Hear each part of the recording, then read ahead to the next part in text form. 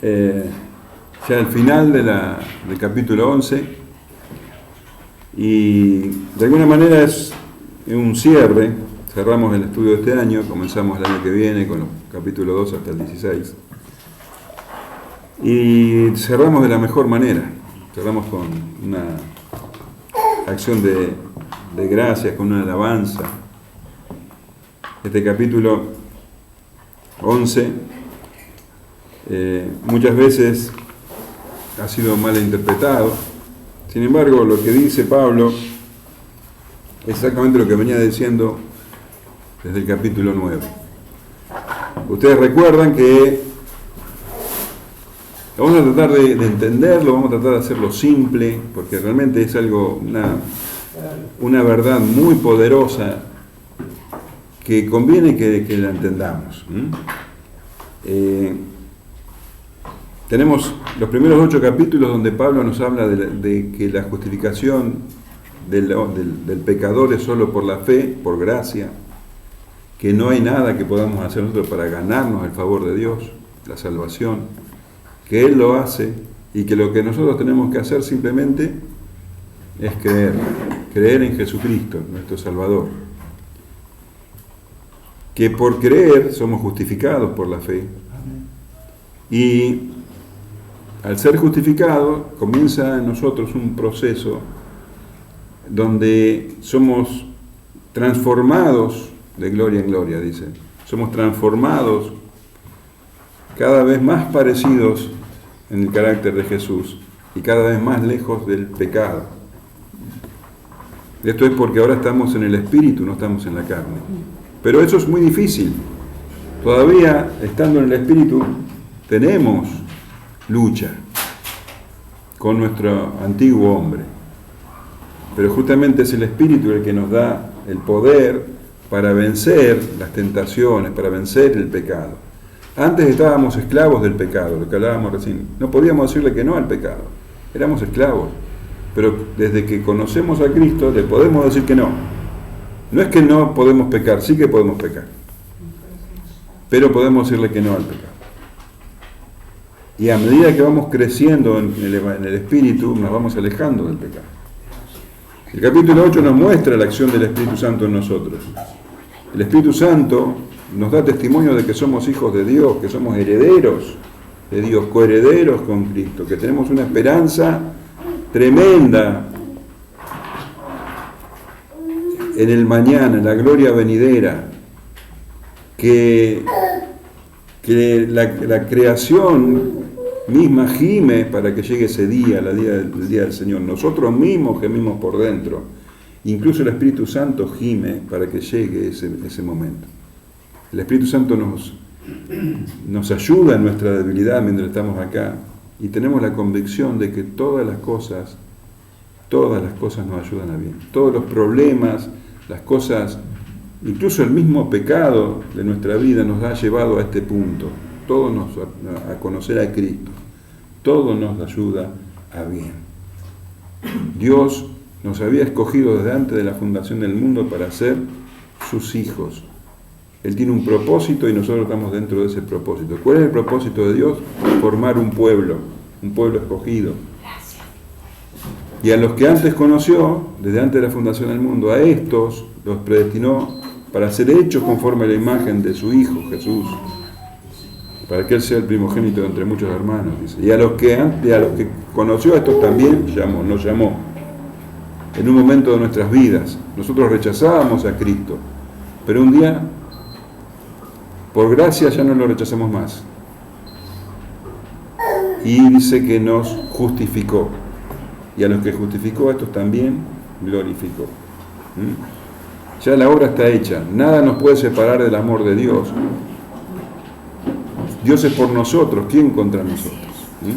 Entonces así termina el capítulo 8 en victoria.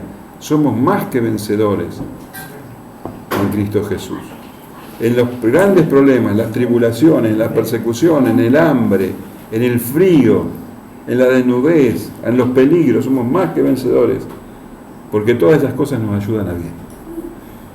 Nada nos puede separar del amor de Dios, nada, ni Satanás, ni los ángeles, ni los principados, ni la muerte, ni la vida, nada nos puede separar del amor de Dios. Y bueno, tampoco la pregunta que quedaría es qué pasó con los judíos. ¿A los judíos Dios los rechazó? No los rechazó. Y eso, el capítulo 9 hasta el 11 habla de eso. Dios no rechazó a su pueblo Israel. Lo que pasa es que Dios no salva a un pueblo en bloque. No salvó a todos los judíos, como tampoco salva a todos los gentiles. Sería loco pensar que Dios salva a todos los gentiles. Salva a determinados, a mujeres, a hombres determinados, también con los judíos. Él siempre elige a quien salva. Los eligió antes de la fundación del mundo. Eligió a Jacob y no eligió a Esaú. ¿Qué sucede? El Evangelio es vida. El Evangelio produce dos efectos cuando el Evangelio es proclamado.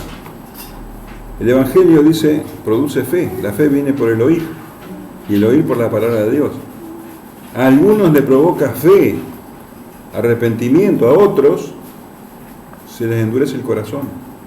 Y cuanto más se escuchan el Evangelio, más duros son. Eso, por ejemplo, le pasó a Faraón. Faraón, cada vez que escuchaba la palabra de Dios por medio de Moisés, su corazón se endurecía más. Por eso nosotros leemos que él endureció su corazón, y por ahí leemos que Dios le endureció el corazón, porque lo endurece a través de su palabra. Y Dios es Dios, y Él tiene el derecho de escoger a quién le da misericordia y a quién no. Entonces no podemos enjuiciar a Dios por dar misericordia. Lo que Él nunca va a hacer es hacer injusticia. Porque Dios a algunos escoge para salvación. A esos le da su misericordia. A los que no escogen para salvación, a eso le da justicia. Es justo que el pecador se pierda. Y todos los pecadores se pierden. Pero a algunos, nos explica Pablo, Dios escoge para salvación. A ellos le da misericordia. A ninguno le da injusticia. Pero nadie se puede quejar y decir, bueno, yo me pierdo, yo me voy al infierno porque Dios no me escogió. No, porque Pablo es muy claro al decir que no hay que hacer grandes cosas, simplemente creer con el corazón. Si confiesas con tu boca que Jesús es el Señor y crees en tu corazón que Cristo que Dios lo levantó de los muertos, eres salvo. Solamente creer. Y los judíos no podían decir, bueno, yo no escuché el Evangelio, porque dice, por toda la tierra salió el Evangelio. Dios le mandó profetas, le mandó a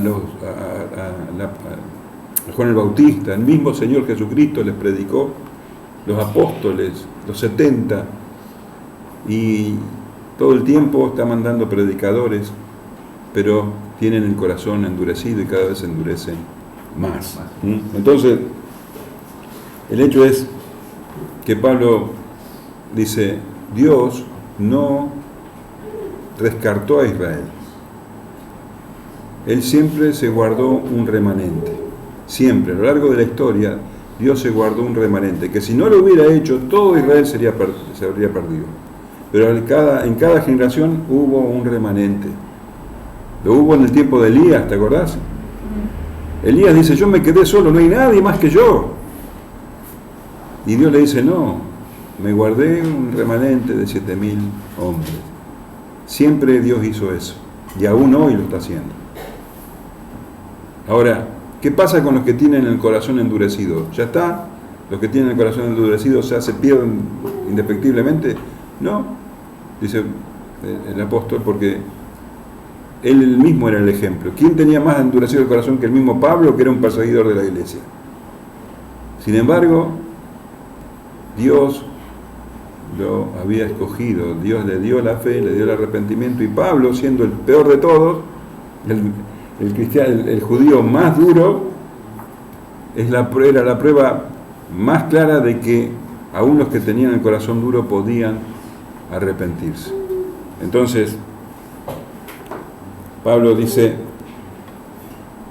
que muestra cómo trabaja Dios. Mirá cómo trabaja Dios. Uno podría decir que qué bueno aquellos que están escogidos para salvación, pero qué mal para los que tienen el corazón endurecido. Pero Pablo muestra que aún ese endurecimiento del corazón tiene un propósito de gracia. No hay manera de enjuiciar la lógica maravillosa de Dios, porque a algunos escoge por gracia y a otros rechaza, pero ese endurecimiento tiene un propósito de gracia, porque el endurecimiento de los judíos provocó que el Evangelio llegara a los gentiles.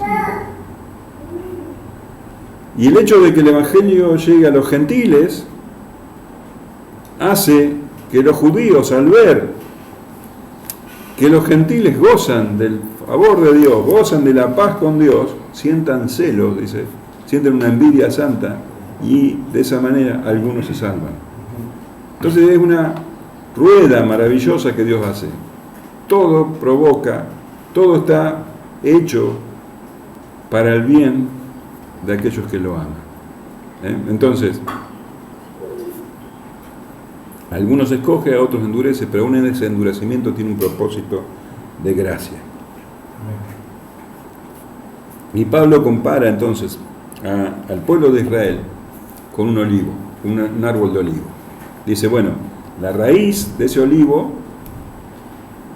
es santa, la raíz serían los patriarcas. La savia que recorre ese olivo es la promesa de Dios, que Dios le dio al pueblo de Dios, que en Cristo serían benditas todas las familias de la tierra. Esa sería la savia que recorre el olivo. Ahora, ese olivo que en un comienzo era Israel, bueno, no todas las ramas de ese olivo son santas, muchas ramas fueron desgajadas. ¿Qué quiere decir? Que muchos israelitas fueron quitados de ese olivo. ¿Por qué? Porque no conservaron la fe de Abraham. Ellos creyeron de que podían alcanzar la justificación por sus propias fuerzas. Esos no pertenecen al pueblo de Dios, no pertenecen al olivo. Los que creen que pueden ganarse la salvación por sí mismos, sin creer en Jesucristo, no son parte del pueblo de Dios. Por eso, el pueblo de Israel, el olivo, son pocas ramas, digamos, naturales. Y Dios insertó en ese árbol ramas, dice, silvestres, los gentiles, que tienen esa fe. Pero le dice a los gentiles, cuidado, que así como Dios quitó del olivo a judíos, también puede quitar del olivo a gentiles. ¿Qué quiere decir esto? Esto quiere decir, él dice en capítulo 9, versículo 6, que no todos los israelitas son israelitas. No todos los que tienen sangre judía son verdaderos judíos. No todo el que tiene sangre judía son parte del pueblo de Dios. Solamente aquellos que tienen la fe en Cristo. Esos son parte del pueblo de Dios. La misma fe que tuvo Abraham. Ahora, lo mismo pasa con los creyentes gentiles.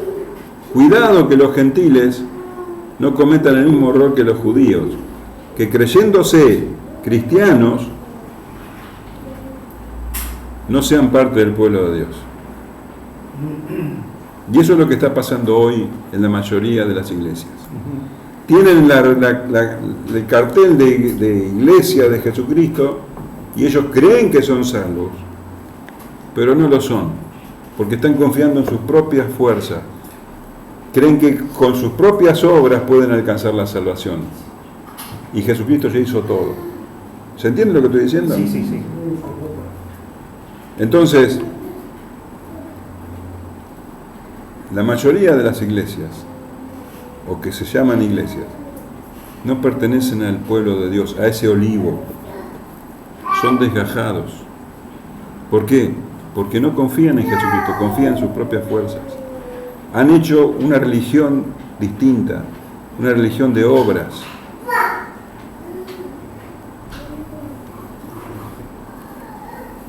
Y Pablo termina entonces el capítulo 11 diciendo: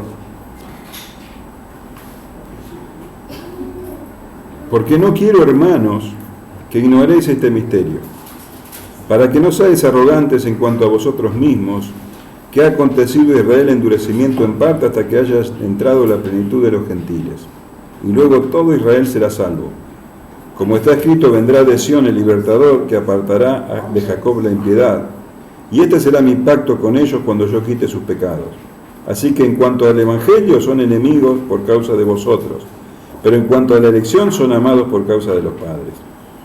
Porque irrevocables son los dones y el llamamiento de Dios, pues como vosotros también en otro tiempo erais desobedientes a Dios, pero ahora habéis alcanzado misericordia por la desobediencia de ellos, así también estos ahora han sido desobedientes para que por la misericordia concedida a vosotros ellos también alcancen misericordia.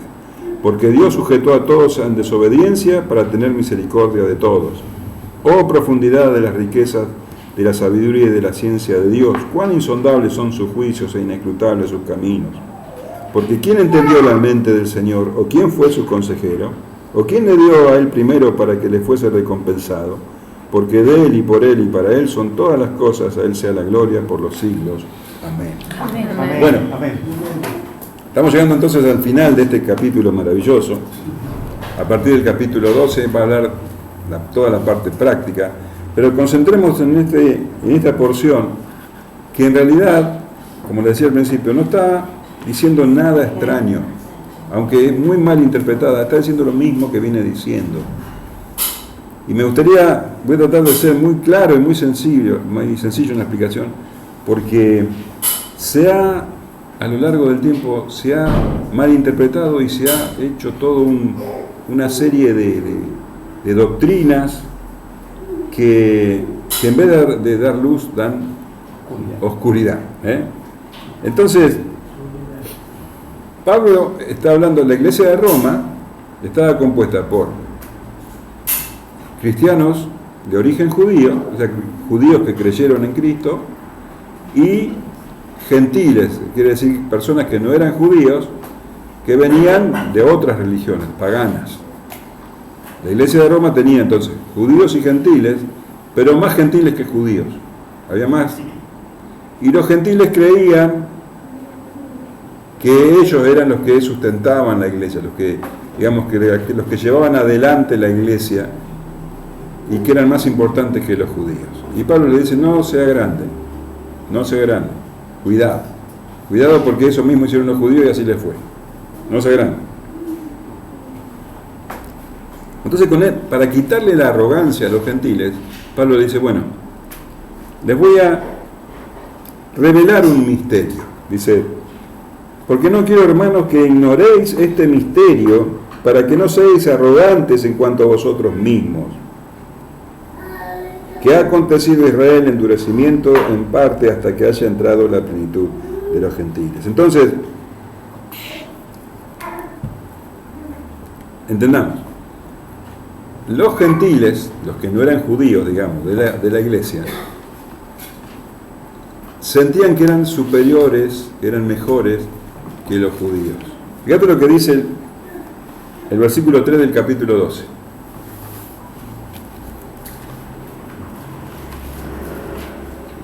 Digo pues por la gracia que me es dada a cada cual que está entre vosotros, que no tenga más alto concepto de sí que el que debe tener. No te sientas más importante, le está diciendo, sino que piense de sí con cordura, conforme a la medida de fe que Dios repartió a cada uno. No te creas superior a los demás. Le está diciendo sobre todo a los gentiles, no te creas superior. Entonces Pablo, a estos gentiles que se creían superiores al resto, creían que ellos creían que eran más, él les dice, ellos se creían que eran más fuertes, que su fe era más fuerte que la de los judíos. Entonces, para bajar de esa jactancia, dice, para que no seáis arrogantes en cuanto a vosotros mismos, es que les va a relatar este misterio. ¿Qué quiere decir misterio? Para nosotros la palabra misterio tiene que ver con cosas místicas. Bueno, misterio en la Biblia significa algo que está oculto y que para que se sepa tiene que ser revelado. Hay muchas cosas que estaban ocultas y que en el Nuevo Testamento se revelan. ¿Qué quiere decir revelar? Revelar quiere decir correr el velo. Eso quiere decir revelar. Correr el velo. ¿Sabés que en la cultura de esa época,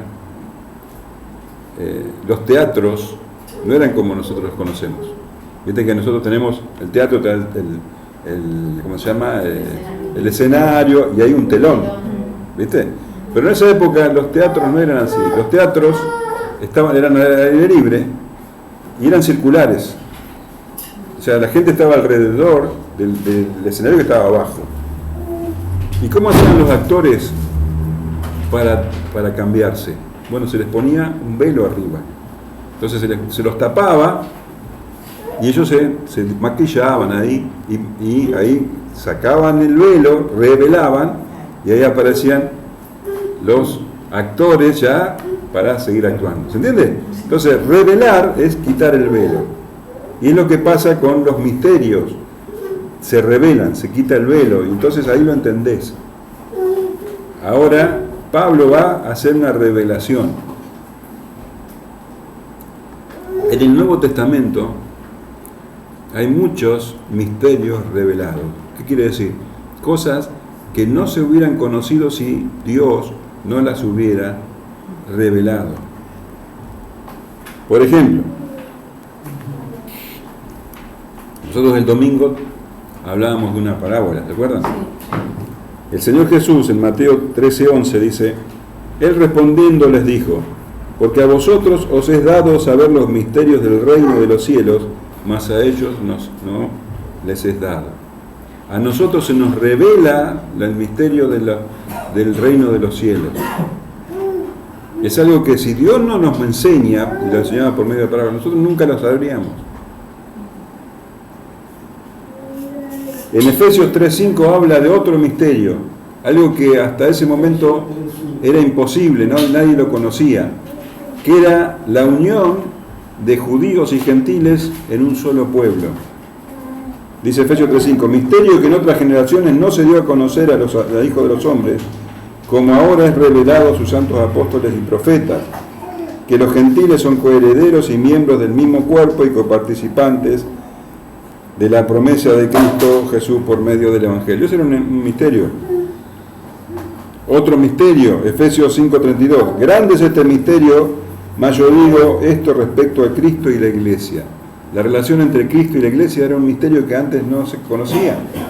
Cristo es el esposo, la Iglesia es la esposa. Cristo es la cabeza, la Iglesia es el cuerpo. Eso era algo que antes no se entendía. El misterio de lo que va a suceder en la resurrección. ¿Qué va a pasar con nuestros cuerpos?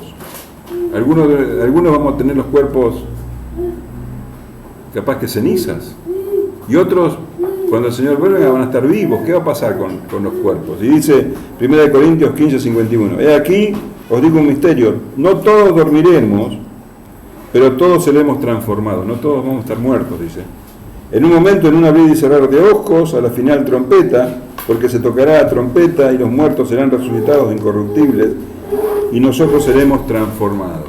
Eso va a ocurrir cuando el Señor venga. Los muertos van a resucitar y los que están vivos van a ser transformados. Eso era un misterio que se nos revela a través de Pablo. Y el misterio de la iniquidad, del anticristo. Segunda de Tesalonicenses 2:7 dice, porque ya está en acción el misterio de la iniquidad, solo que hay quien al presente lo detiene hasta que él a su vez se ha quitado de en medio. Acá habla del anticristo que se va a manifestar en los últimos días. Es un misterio que Pablo también revela y que vamos a estudiar, si Dios quiere, el año que viene, cuando estudiemos la carta de los Tesalonicenses. Bien. Ahora, ¿cuál es el misterio que ahora en esta carta Pablo nos revela? Bueno, dice que ha acontecido a Israel endurecimiento en parte hasta que haya entrado la plenitud de los gentiles, y luego todo Israel será salvo. ¡Wow! Esto es justamente una porción de la Escritura que ha dado mucha confusión. A ver, ¿la hago fácil o la hago difícil? La hago fácil, ¿no? Bueno, voy a tratar de hacerla fácil. Fíjate lo que dice. ¿Qué ha acontecido? Este es el misterio, ¿no? ¿Qué ha acontecido a Israel endurecimiento en parte hasta que haya entrado la plenitud de los gentiles? Y luego todo Israel será salvo. Bueno.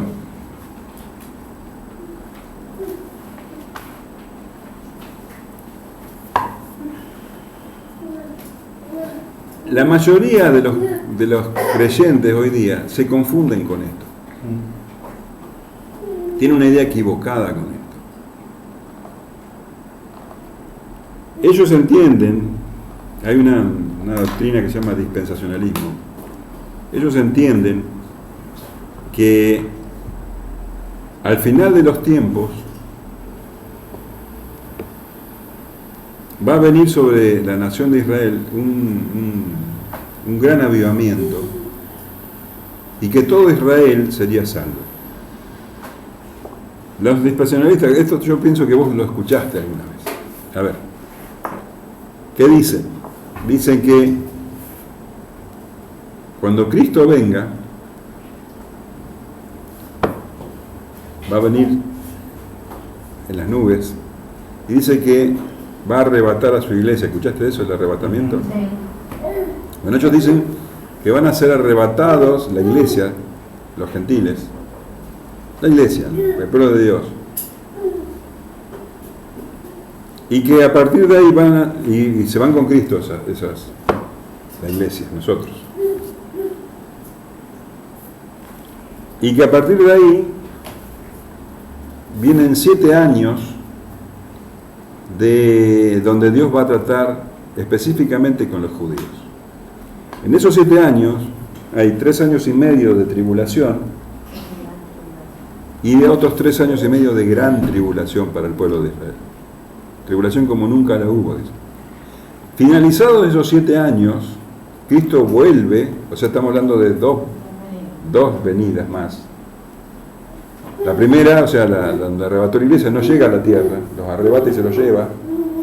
En esta, finalizados los 7 años, sí llega a la tierra y viene a establecer un reino en Israel que dura 1000 años, el famoso milenio, donde Cristo reinaría en la tierra por 1000 años.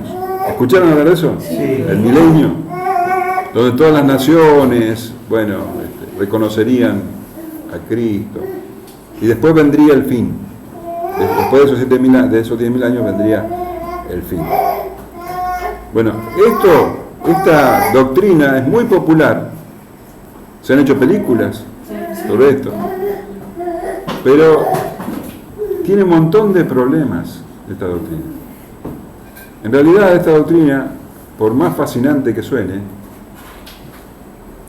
no tiene consistencia en las Escrituras. Porque la Biblia habla de una sola venida de Cristo, no de 2 más. O sea, la primera, que ya fue cuando Él vino por primera vez y murió en la cruz, y la segunda venida, no una tercera. Cuando Cristo venga, es el fin. Es el juicio, se acabó. Entonces, ¿qué es lo que está diciendo Pablo acá? Está hablando de que Dios va a tener un trato con los judíos en la última generación y que todos van a ser salvos. No está diciendo eso. En primer lugar,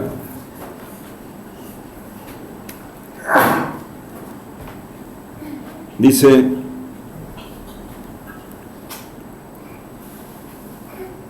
ha acontecido a Israel endurecimiento en parte hasta que haya entrado la plenitud de los gentiles. ¿Qué quiere decir que haya entrado la plenitud de los gentiles? Quiere decir que Dios escogió antes de la fundación del mundo a un número específico de gentiles. Un número que nadie conoce. Pero cuando se haya completado ese número, Cristo volverá.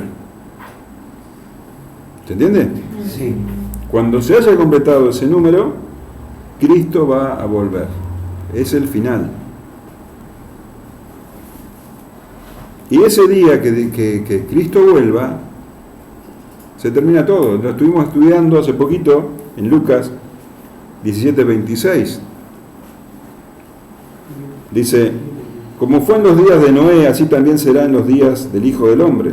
Comían, bebían, se casaban y se daban en casamiento, hasta el día en que entró Noé en el arca, y vino el diluvio y los destruyó a todos. Asimismo, como sucedió en los días de Lot, comían, bebían, compraban, vendían, plantaban, edificaban, mas el día en que Lot salió de Sodoma, llovió del cielo fuego y azufre, y los destruyó a todos. Así será el día en que el Hijo del Hombre se manifieste. En aquel día, el que esté en la azotea y sus bienes en casa, no descienda a tomarlos, y el que en el campo a sí mismo no vuelva atrás, acordado de la mujer de Lot. Todo el que procure salvar su vida, la perderá, y todo el que la pierda, la salvará. Os digo que en aquella noche estarán dos en una cama, el uno será tomado, el otro será dejado. Dos mujeres estarán moliendo juntas, la una será tomada, la otra dejada. Dos estarán en el campo, el uno será tomado y el otro dejado. Y respondiendo le dijeron, ¿dónde, Señor? Él les dijo, donde estuviere el cuerpo, allí se juntarán también las águilas. Cuando el Señor vuelva, va a haber un arrebatamiento. Porque lo dice la Escritura. Sí. Pero ese arrebatamiento es de toda la iglesia. Pero no es que va a venir el Señor, arrebata a la iglesia y se la lleva. No, porque la idea es que, a ver si entendés la idea. Cuando venía un rey a una ciudad, en esa época, toda la ciudad salía a recibir al rey, al camino lo salía a recibir, para entrar a la ciudad. No es que el rey salía a recibir al rey y el rey se lo llevaba. La ciudad salía a recibirlo para entrar a la ciudad. ¿Se entiende? Así va a ser el arrebatamiento. La iglesia va a ser ascendida para venir con el Señor, para sale a recibir al Señor para establecerse en la tierra nueva. ¿Se entiende? No es que se lo lleva. Entonces por eso dice, uno será tomado y otro dejado, porque uno va a ser levantado con el Señor y los otros se pierden, se van al infierno. ¿Se entiende? Sí. Una preguntita. Con respecto a los que se pierden, van a ser consumidos porque dice que va a ser todo destruido, ¿no? Sí, pero no vamos a ir del tema. No, perdón. Para, después lo hablamos, después lo hablamos, porque no estamos enfocando en eso, después lo charlamos. Entonces, cuando se complete, cuando el Señor ya haya levantado, ya haya completado a todos aquellos que Él había escogido, va a volver. ¿Sí? ¿Se entiende? Cuando se haya completado el número de los gentiles. ¿Qué ocurre? Dice que ha acontecido endurecimiento en parte de Israel hasta que se haya entrado la plenitud de los gentiles. Y luego todo Israel será salvo. ¿Qué parecería que dice que cuando se completa el número de gentiles, después todo Israel sería salvo? Pero no dice eso. Porque la frase "y luego" de la Reina Valera está mal traducida. No es "y luego". Fíjate, esa frase aparece montones de veces en el Nuevo Testamento y nunca significa "y luego". ¿Sabes lo que significa? Así. O de esta manera. La textual dice, y así todo Israel será salvo. Claro, entonces, cuando se completa el número de los gentiles, todo Israel será salvo. Cuando el Señor haya completado todo el número de los gentiles, también se completa el número de los judíos escogidos. todo Israel, el verdadero Israel. No está hablando de que después va a haber un trato especial con Israel. No, no. El verdadero Israel siempre fue el remanente. ¿Se entiende lo que digo? Sí. Los gentiles eran parte de ese Israel original. O sea, como que esos gentiles que están salvados. No, es la iglesia. O sea, cuando se completa el número, le está hablando a los gentiles. Dice, cuando se completa el número de gentiles, todo Israel será salvo. Claro. Fíjate lo que dice la palabra de Dios. En general como iglesia. Israel verdadero, el Israel que cree en Jesucristo. En la iglesia No hay un trato específico para Israel ni un trato específico para la iglesia. Cuando se completa el número de gentiles, también todo Israel será salvo. Se completa el número de los escogidos. Dice, palabra de Dios para todos. Y así todo Israel se salvará. La Biblia de las Américas. Y así todo Israel será salvo. La nueva traducción viviente. Y entonces todo Israel será salvo. O sea, la idea es la siguiente. El Señor, Pablo, siempre nos estuvo hablando de un remanente. Creer que Pablo ahora está hablando de que todo Israel se va a salvar es como decir, bueno, yo le estoy hablando de un remanente, olvídense. Todo eso que estuve hablando, ahora le voy a hablar de algo completamente distinto. Ahora no. Todo eso que dije, lo descartamos. Resulta que ahora Dios va a tener un trato con toda la nación de Israel. Una locura. Aparte, ¿qué quiere decir todo Israel? Porque si hablamos de todos los descendientes de Abraham, tendría que ser desde Abraham hasta el fin del mundo. Tendría que ser todos salvos. Sí, no todos fueron salvos. Entonces está hablando de una generación específica que es una partecita de la nación de Israel. Entonces no hay argumentos para sostener eso de que toda una generación va a ser salva. Lo que va a ser salvo, el verdadero Israel, lo que viene diciendo desde el capítulo 9, el remanente, la suma de todos los remanentes, ese es el verdadero Israel.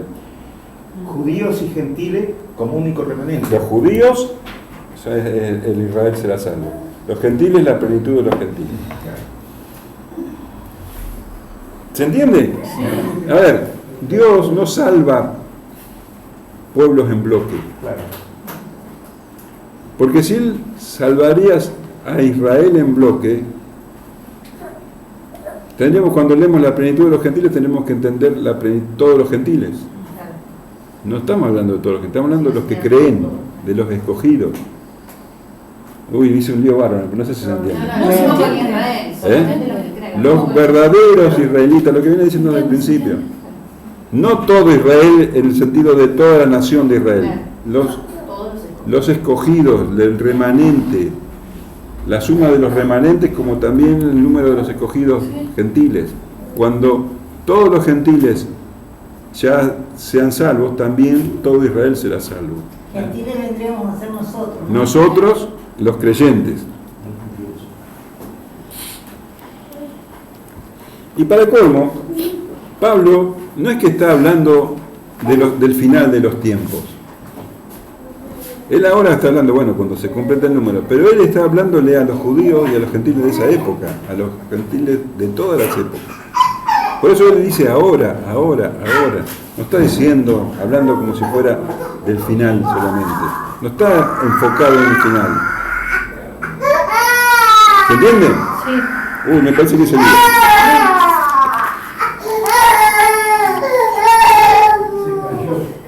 Pablo muestra esa rueda que les hablaba al principio. Israel, una parte de Israel es endurecida, no cree, y de esa manera entran los gentiles que escuchan el Evangelio. Ahora los gentiles que escuchan el Evangelio creen, no todos, algunos. Entonces los israelitas, no todos, algunos, son movidos a celo y creen también. Y así es la rueda del Señor. Y fíjate lo que dice, como está escrito: vendrá de Sion el libertador, que apartará de Jacob la impiedad, y este será mi pacto con ellos cuando yo quite sus pecados. Está hablando que los judíos van a ser salvos cuando venga de Sion el libertador. No está hablando de la segunda venida de Cristo, está hablando de la primera venida de Cristo. Está diciendo que vendrá de la nación, será un judío, vendrá de Sion el libertador, vendrá el libertador, Jesús, que quitará los pecados por medio de su muerte de todos aquellos que creen en Él. Esa es la manera en que Israel va a ser salvo, el remanente. Creyendo en Jesucristo. No dice, si estaría hablando del final de los tiempos, tendría que decir, vendrá del cielo el libertador, porque Jesucristo va a descender. De hecho, dice, a ver, 1 de Tesalonicenses 4:16, porque el Señor mismo con voz de mando, con voz de arcángel y con trompeta de Dios descenderá del cielo y los muertos en Cristo resucitarán primero. Eso es al final. Ya ahí no va a haber ninguna posibilidad de arrepentimiento. ¿Cuándo se abre la posibilidad de arrepentimiento? Cuando viene como hombre, siendo un judío más, viene de Sión, cuando vino por primera vez como un bebé que creció, se hizo hombre y murió en la cruz. Vino como libertador y todos los que creen en él, judíos y gentiles, son salvos. Es siempre por fe. Así que en cuanto al Evangelio son enemigos por causa de vosotros, pero en cuanto a la elección son amados por causa de los padres, porque irrevocables son los dones y el llamamiento de otros también ha traído confusión. A ver, los judíos y también los gentiles han sido enemigos de Dios siempre por pecado y han rechazado el Evangelio, y por rechazar el Evangelio merecen la condenación, pero por causa de la elección, porque Dios los ha elegido, los ha hecho amigos de Dios. Ahora, los judíos son amados de Dios, dice, por causa de los padres. ¿Qué pasó con los padres, con Abraham, Isaac y Jacob? Dios les dio una promesa. Esa promesa es que de ellos vendría el libertador y que iba a traer bendición a todas las naciones. Entonces, por causa del Evangelio ellos son enemigos, pero por causa, dice, de la elección son amados. Dios los escogió y los amó, no porque ellos tengan mérito, porque eran enemigos, pero Dios los amó, como se lo prometió a Isaac, a Jacob.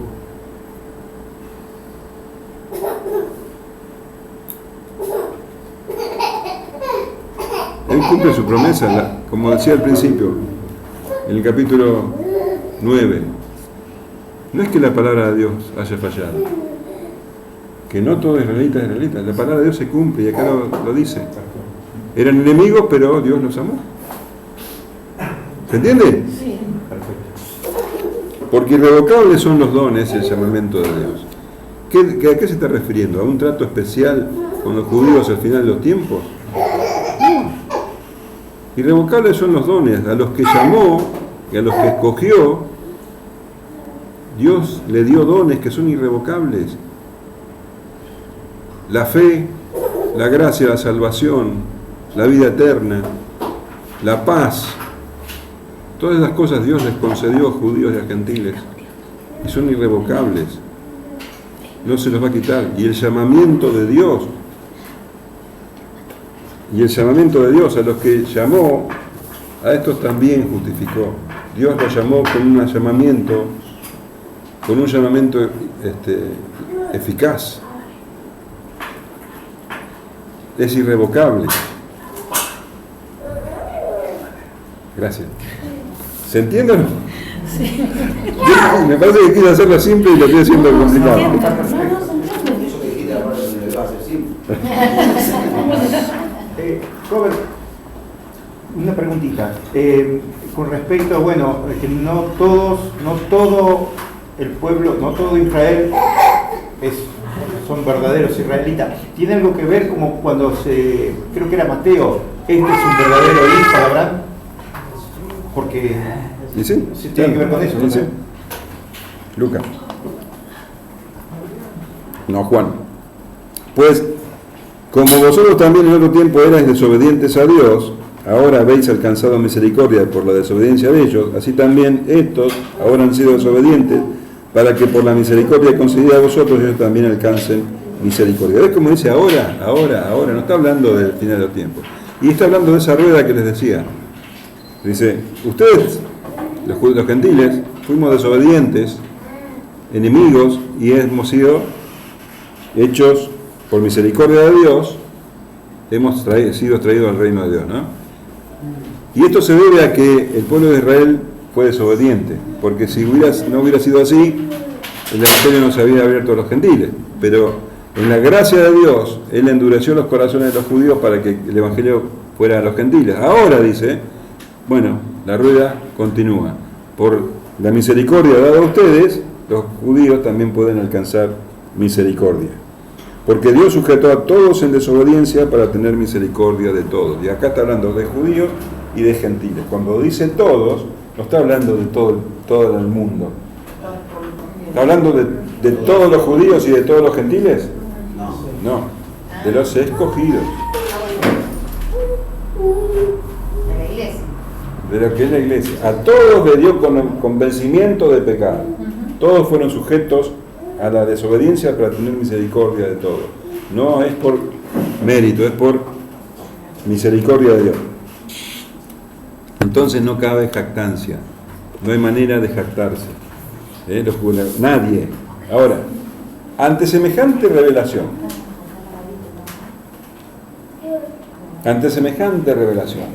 que Dios se